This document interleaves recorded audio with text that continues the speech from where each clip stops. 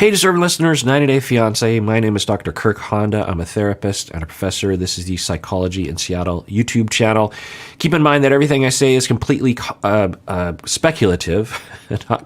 That's funny. I almost said confidential because that's my speech to my clients. Keep in mind that therapy is confidential. So I almost said that. Obviously, this is not confidential. But it is speculative. Let's watch. You give me an apology, take it back. What else do you want? I went back and found the screenshots of him being active this year while we're talking on the... He was on an Asian women dating site, and her mom found him, communicating with people, or at least that he was on the app. And that now she says she has screenshots of him interacting with people while they were together, it sounds like, which is a huge yikes. Yeesh. That he still continues to deny. He goes, well, you didn't have my back, and that's all I had. It's still about how he feels. Okay, so according to Ed earlier, he said that he apologized and everything's fine. Clearly, that is not the case. Everything is not fine. And Liz is still in the same spot where she's like, well, yeah, he apologizes, but it's not really an apology. And it's all about how he feels. It's all about how I wasn't loyal to him, how I threw him under the bus. And my feelings, which are much more justified, are completely irrelevant to his feelings. I get upset. He's there crying, and then he goes, there you go again, performing. And then what am I going to do? I'm not going to sit there. So of course I'm going to walk away. I'm tired of that. Thank you. Yeah, I would walk away. I mean, that'd be the best response I would have, is to walk away. I would also have an urge to punch him in the face, literally. So I don't recommend that, obviously, but that's an urge. We don't always act on urges. And she seems to be trying to justify the fact that she walked away. What else are you supposed to do? She was, I think, really trying and doing a pretty good job of trying to engage, trying to give him the benefit of the doubt, giving him the benefit of the doubt. And he just kept attacking her, kept putting her down, kept trying to humiliate her, dismissing her in this very arrogant way. What else are you supposed to do other than walk away? What happened last night? I was a total head yesterday, and I apologize to everybody. So he did it again. I mean, it sounds slightly in the direction of sincerity since he used the word S-head, if you will. But unless he says something more, I assume that this is just another non-apology. Liz, did you get an apology? I got a half-assed felt apology. Oh, I don't think so. It started off heartfelt, but then the second I started crying, it was me performing again. So then I just walked away. So I don't know if she's talking about what we saw on camera or an additional apology, which it kind of sounds like maybe it was an additional apology. Yeah, if it was anything like the other apologies we've seen from Ed, I would not call it a half apology. I would call it a complete non-apology. In fact, it's almost worse because the way that he does it, it seems like it is a manipulation, that he's saying he's sorry as a way of trying to get you to re-engage, so that he can absolutely blast you and make sure that you understand it's all your fault. That's even worse, right? It's one thing to just say, hey, I take full responsibility, I'm sorry, and then you're not really sorry, or you sort of indicate a little bit later you're not really sorry. It's something that you're using it as a technique potentially to try to make it all about the other person and emotionally abuse another person. We haven't talked since. Okay, so I saw it differently. Ed, I can tell you that she really was upset. This is what I tell Michael. The sorry has to come that you really mean you're sorry, so you don't want to do it again. I mean, what world are we living in which Angela is the voice of reason right now and being succinctly emotionally intelligent? But yeah, she is cutting to the core of it. I was like, Ed, yeah, it's not about saying you're sorry. It's that you're really sorry and that you don't want to do it again. Like, you're legitimately sorrowful about what you did. So it's not just saying you're sorry. I did that, Angela. Yesterday was the worst day of my life. No, it wasn't. You've had plenty of worse days. Yeah, I think this might be legit. I mean, there's questions as to whether or not it's fake. I mean, it has to be fabricated on some level because they're all on camera, meaning that the cast members know the cameras are filming them, so I'm sure that they often have at least some of their attention on, like, how am I coming across? But if it is real, which I think it is, I mean, we know that they've broken up 10 times or whatever, and we did hear that phone call that was leaked by Liz. I think that what we've seen on the show, if anything, is a mitigated version, attenuated version of what is really happening behind the scenes. And so Ed says yesterday was the worst day of my life, and I think it feels that way to him. I think given his emotional reactivity. The other thing I want to throw out there, I don't think I've used this language yet, but I just want to say that borderline often is associated with women, but statistics research will show that a third of people with borderline identify as men. And when we do research that tries to account for the assessors, the psychologist or the clinician who is assessing the individuals, their own sexist or their own bias regarding gender, when the researchers try to account for that, the actual percentages become 50-50. Same with narcissism. We have this, this is a long, I'm sure I've talked about this at some point before, but just briefly, borderline narcissism, histrionic, some people think it's the same thing, just different presentations or different subtypes or something. There are some very distinct differences when I treat people that are quintessential narcissistic or quintessential borderline. There are distinct differences, but there's a lot of overlap. That's why they're all within cluster B. I don't understand why antisocial is in cluster B. It really is, to me, completely unrelated. But histrionic, borderline, and narcissism are very related, and in my mind as well, and in the field, my field as well. Anyway, point is that people can present with a presentation that's in that category of histrionic, borderline, narcissism. And if they're a man, they will be labeled often with narcissism. If they're a woman, they'll be labeled with borderline or histrionic because of our bias, because of the way that we see things. It's just something to think about, that with Ed, the way that he presents, I think a lot of people will say that he presents as narcissistic, but there are signs of borderline, meaning that, and of course, I'm not diagnosing him, but to use it as a jumping off point, people with borderline, the main characteristic is a schema of everyone is going to abandon me, no one loves me, the world is unfair, I'm loyal, no one else is loyal to me, people hurt me all the time, people are betraying me all the time, no one cares about my feelings, I want desperately for other people to care about my feelings, I love more than other people would possibly love me.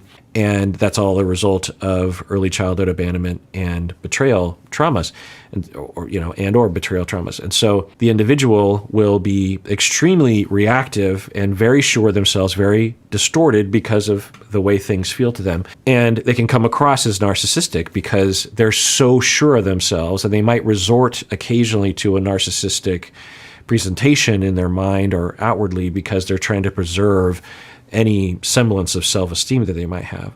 So it's a mistake to always see, often, and I'll talk this way too, that borderline is more preoccupied and narcissistic is more avoidant. But they're all kind of, people will often say, what am I? Am I preoccupied or am I avoidant? Is my partner avoidant or preoccupied? Because I see signs of both. That's not really the question that I think people should be asking. They should be asking, how attachment insecure am I or are these other people? To what degree does this person exhibit attachment insecurity? From there, then you ask, how do they deal with their attachment insecurity? And maybe they fit very neatly into preoccupied. Maybe they fit very neatly into avoidant. Maybe they fit very neatly into disorganized or fearful. Or maybe they're just a different category altogether. It's not possible to, in my mind, there isn't a single human being that I've ever met, clinically, personally, or otherwise.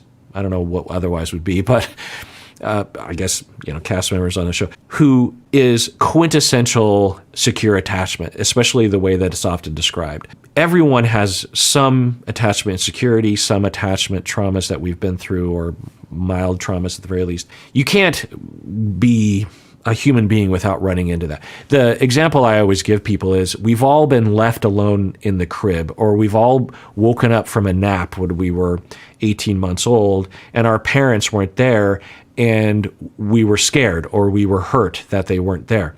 And then we cried. We could have been even 9 months old, that we wake up in the middle of the night and our parents aren't there, or we can't see. We might literally be in our parents' arms, but we wake up and we can't see them, and we're just like, we freak, right? That's traumatic. That's difficult. 9-month-old children, people, don't have the ability to soothe themselves. They don't say like, well, they'll come around eventually and everything's. No, they're in an utter state of panic. And when that happens, it has an effect. It's a normal thing, and you want to try to minimize that experience to children as much as possible. That's why attachment style parenting is often recommended and more healthy, meaning that you don't want to fall into the mainstream American notion of parenting, that you don't want to coddle your child and make them into a mama's boy.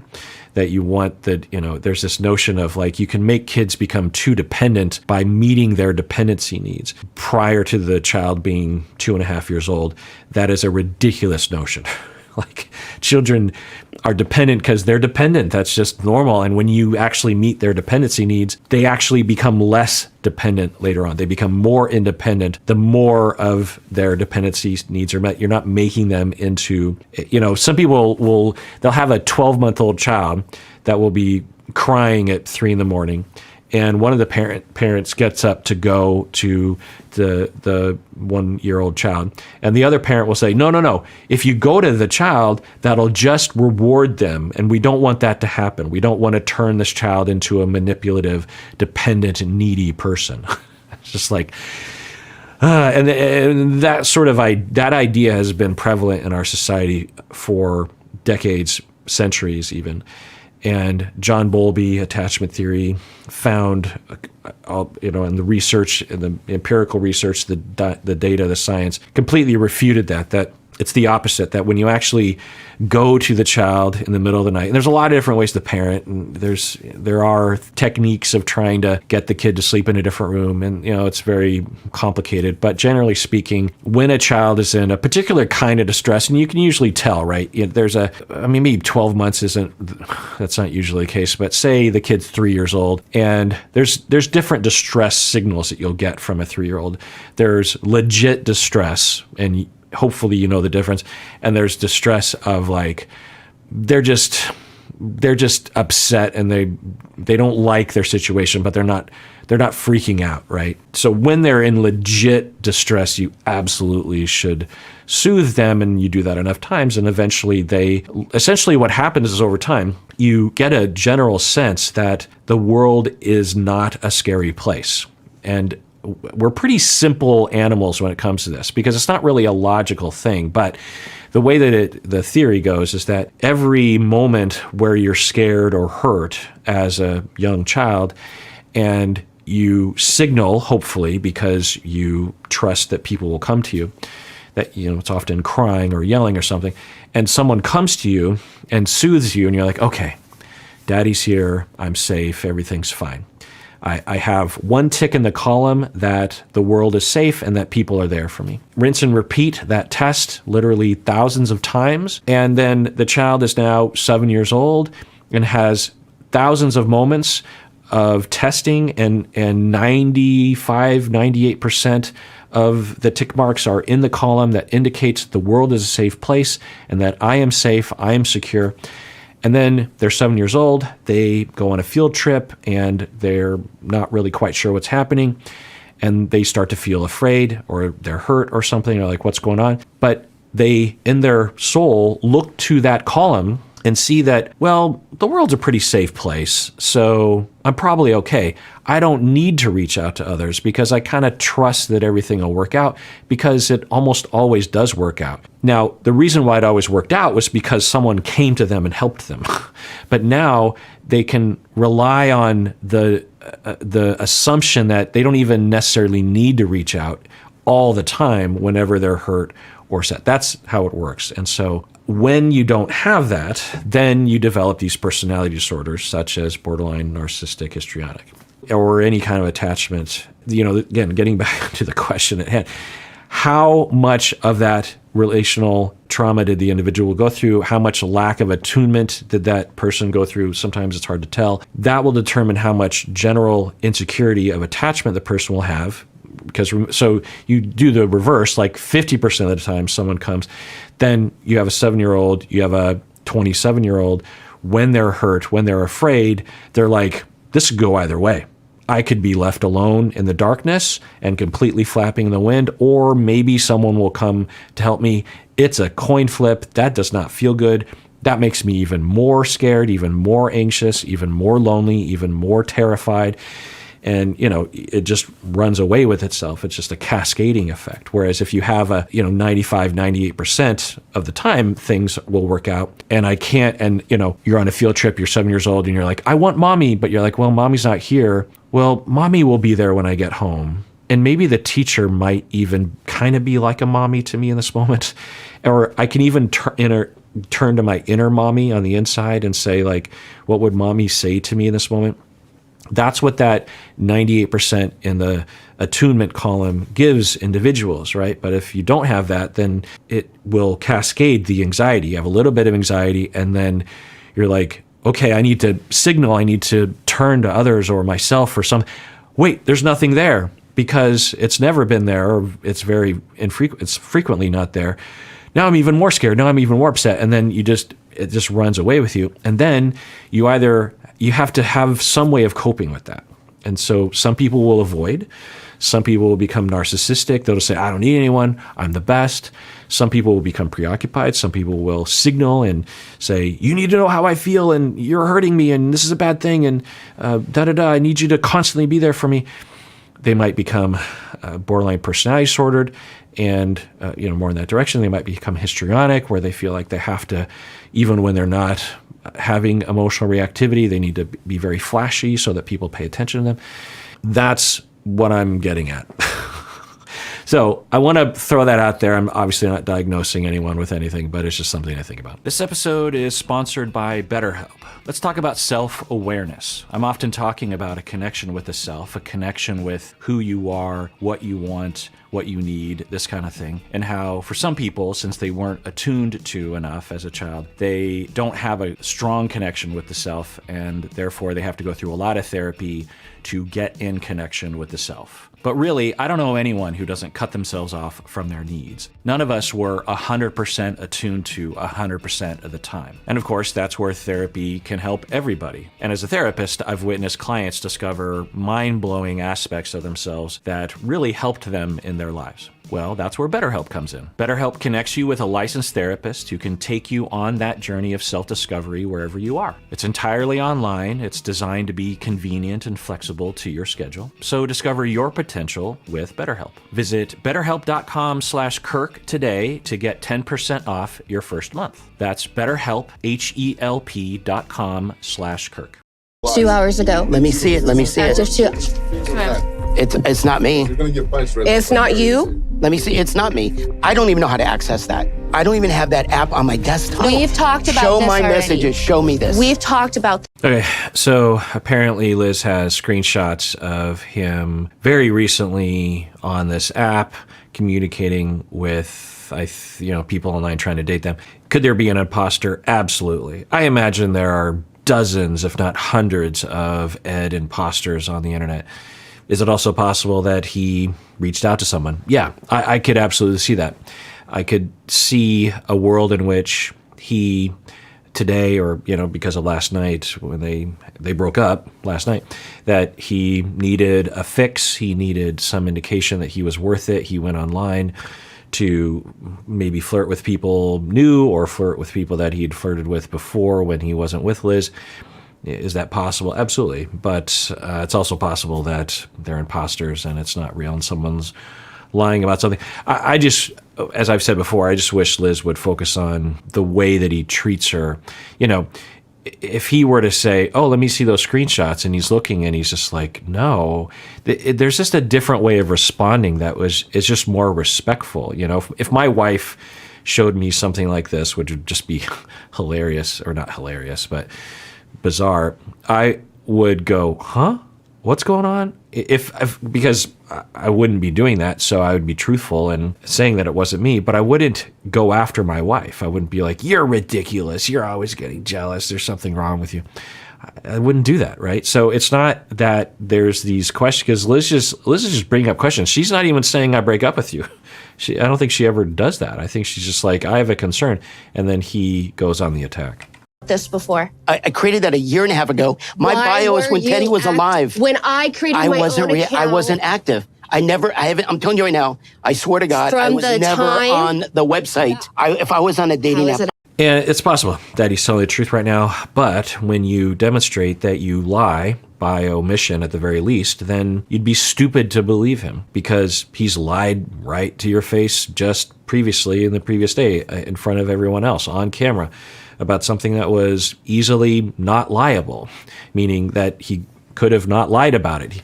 When asked if he had reached out to Rose, he could have said, yeah, there was a time in between, I don't remember exactly when it was, but I know I wasn't with Liz, in which, yeah, I reached out to Rose. She's a friend, and we're on. And then when the screenshots, he's offering to go to the Philippines, he could say, well, yeah, I'd had a couple glasses of, what does he always drink? Malbec. And it's just funny. There's just so many different grapes that it's like, why Malbec and why the obsession?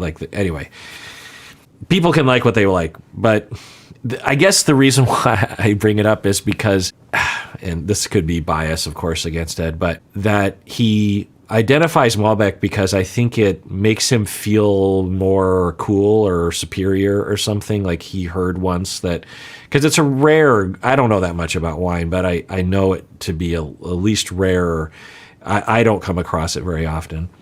You go to wineries, sometimes you don't see that grape at all. But anyway, I get this feeling, wine snobs out there, does it come across to you like that, the way that he talks about Malbec all the time? It just feels like he thinks it sounds cool, and maybe to some people it does sound cool, and maybe it is cool. I don't know. I posted a picture of myself with some Lagavulin around Christmas because that's what Ron Swanson, that's what the guy who plays Ron Swanson, Nick Offerman, has in that video, if you saw that Instagram post. Anyway, so I'm not saying that people don't necessarily covet their special things that get them drunk. That's all that it is. People go crazy about wine and all these other things. It's like, look, we all understand why people consume it. And honestly, this is just a side note. I've observed good friends of mine that I grew up with for many, many years, and I knew them when they were not wine snobs, and then they developed into wine snobs. And I would say this to their face, and I think they would agree to some extent, that when you drink frequently, or say you have a couple glasses of wine with dinner frequently, you start to have a refined taste, I suppose, but also you start to feel like, am I just a alcoholic? Am I just a booze hound? And then you find that if you go into the artistry of the craft of winemaking or bourbon making or something, then you feel like it's more refined, like it's not just getting drunk every night or just getting numb or just getting a buzz every night. Like there's some higher mind. It's like art, right? It's something higher. And I'm not the first person to say this, I'm sure, but so I'm just going to throw that out there that maybe there's something like that going on. But anyway, all right. So I was role playing that he could say, yeah, I was having my Malbec, and I might have been kind of thinking maybe we could rekindle our relationship, me and Rose. But, it was a fleeting moment. It didn't really mean anything, and I don't think she was up for it. He could have said something like that, but that's not what he said. What he did was he just smokescreen, insult, go after. It's all your fault. You're jealous. I didn't lie. What's wrong with you? I wasn't active. I'm telling you right now, I swear to God, I was never on the website. If I was on a dating app, I would know that. And I think my bigger point was that if he had said that and provided a more truthful response, a trustworthy response, then when he denies being on the site now, then Liz and us might believe him more. But given the fact that he has lied extensively in this direction, you'd be stupid to believe him. Said last active 2 hours ago. I'll tell you right now, it's not me. Show me the date that it says that I was on there. I have the proof. Sean asked, were you on dating apps this year? You lied. You said no. I did not lie. I said, yes, you were. And Liz, you said, prove it. That was me. You can prove it to me right now. My laptop's in my room. All right, guys, ready for your set? Yeah. Yeah, there's a chance that he's telling the truth, but that's not the issue. And if I were there, and I've been in conversations like this with clients, there's a lot of different directions I would go depending on what they were looking for. But one of the things I would highlight is, well, how are we talking about this? How are we? Because I would summarize to Liz, I'd be like, so I understand why you don't trust him because he has demonstrated that he's lied before. Now, you're concerned. Why are you concerned? Tell me what you're trying to get at. I could imagine why Liz would be concerned about that, but I always want clients to say it out loud, to explore it, and often I'm wrong. So I just want to hear why Liz would probably say, well, I want to know if he's cheating on me because I want to know if he's actually someone I can trust, someone that actually legit loves me, or someone I can actually depend on. Be like, okay, that makes sense. And then, so that's what you're trying to get at. And then for you, Ed, what are you trying to accomplish? I would guess that Ed would be like, well, I don't want her to accuse me of things I didn't do, and I don't want her to think I do bad things because then she'll leave me or something like that. I don't think he would say that, but I think that would be underneath it. I would say, okay, well, Ed is saying that he didn't do it, and there's a chance that he didn't. There's a chance that he did, and that he's lying. He seems to be pretty adamant that he didn't do it, and unless there's some other way of determining if he's lying or not, how can we communicate to each other in this moment? So what I would try to engineer is for Ed to say to Liz, I totally get why you don't believe me in this moment because I lied yesterday, and it makes sense that you wouldn't believe me in this moment, and I'm sorry about that. I'm telling you that I haven't been on that app or any website like that from X date to X date. But I understand why you wouldn't believe me, and that's all I can really say, and I'm sorry for lying yesterday.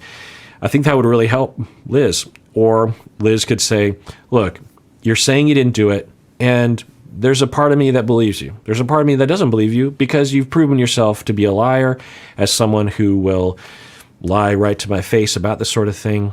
I don't think you're the sort of person that would cheat on me. But I don't know, there's just the way you treat me, it kind of makes me feel like you don't actually love me. And then I start hearing these other things, and it starts to raise all these questions of, well, maybe he doesn't love me. Maybe he's communicating with all sorts of women all over the world. And it just scares me. I don't know what to do. You're claiming you weren't on the website, but I have to tell you, I don't necessarily, maybe I'm 80% believing you, but that 20% is pretty concerning to me, and there's really almost nothing you could say that would eliminate that 20% because you've demonstrated you've lied before. So that's just where I'm at. It's just hurtful that you lie. I don't want to lose you, and I want to know when you say you love me and that you're not going to cheat on me, I want to be able to trust you, and you've demonstrated that I don't necessarily think I can trust you, and that hurts. And then Ed, hopefully, in a perfect world, would, after some hemming and hawing, would say something like, I'm sorry, yeah, it makes sense that it would take a while to build trust back up, and that's my fault, and I'm going to really try to be more trustworthy, and it's going to take time, and we're just going to have to live in this moment right now with me saying I wasn't on those sites and you not necessarily believing me all the way, and that's all we can do today. Often in therapy, that's where we get. And the conclusion I will tell people, and often I'm exposed to this on the show, is trust is something that you don't just have for someone. It's something that you conclude, right? It's sort of like if, the fact that I trust that my federal government won't just seize my house and my land is because I and many others have had a lot of years of that not happening. Does that happen sometimes? Yes. There are examples of the feds taking away people's lands and taking away their land and their houses, for sure, particularly towards marginalized individuals, poor people, people of color, that kind of thing. Certainly Native Americans, right? But for me, in my privilege, it hasn't happened. It probably won't happen. So when I wake up in the morning, I trust that the federal government won't do that, not because I choose to trust, but because I have evidence to trust. The opposite can be true for Native Americans, for example, or people in other countries where the federal government can't be trusted in that way. And so I don't know why with that example, but so for those individuals, they would be stupid to trust because they don't have the track record. Now, it's possible that those days are over in that country or that community or for that group of people, that the government is going to do something like that. But until you have 50, 100, 200 years of precedent to go off of, you would be stupid not to at least have a question mark. And so for these individuals, for a couple like this, there's just no way around the question mark because he did something yesterday and has done other things. So it takes time. And that's what you have to, that's why lying is so destructive. Every lie sets the clock back and you start all over again, depending on the lie. But you're starting all over again until you have 20, 30, 40 years of an individual not lying to you. Then there's always going to be that question mark. You'd be stupid not to have that question mark. It would be rational to have that question mark. And that question mark is very annoying, particularly if you're Ed and you're telling the truth right now. You're just like, how come no one's believed me? Well, it's because you've lied just the previous day, seemingly, or at the very least, you didn't react well when you were confronted about the fact that you didn't remember. So that's why you don't lie. And if you do lie and no one trusts you, then you just have to suck it up and accept that and just be like, yeah, it's my fault. I'm sorry. And I'm dedicated to earning your trust back over the next 20 years by not lying from this date for the next 20 years. So, and that would help to regain trust because then the Liz's of the world will be like, oh, well, at least I can trust him in understanding what I'm saying right now and understanding the weight of what he did and the weight of the lie. And then if you're Liz and you're looking for full trust, which a lot of people in her shoes will do, people will come to me, therapy or email in and say, how do I trust my partner? Be like, you're not going to. It's not rational to trust your partner for a long time. It takes time, and you just have to accept that you're not going to fully trust them. There's going to be a percentage of amount of trust or contextual trust, but you're just not going to trust them, and that's just the way that it is. That's the destruction. That's the destructive power of that kind of incursion on your trust that cheating and lying can do. All right, well, that does it for that episode. If you want to get merch, you can get things like this. I don't know if you can see it. This is a tumbler that I use all the time. Can you see the steam coming off of my coffee? You can get shirts and all that kind of stuff. You can also find me on Cameo. It's always fun to provide a cameo. And if you have a name that, if it's your birthday and you are, your birthday, your name is Lola, I'll sing Lola. I usually try to sing a song that is reflective of your name, whether anyone wants it or not. It's just a fun opportunity to learn a new song. I only usually play about 10 seconds of it. I don't want to bore anyone with it, but yeah. So Cameo merch, if you're interested, take care of yourself because you deserve it. You really, really do.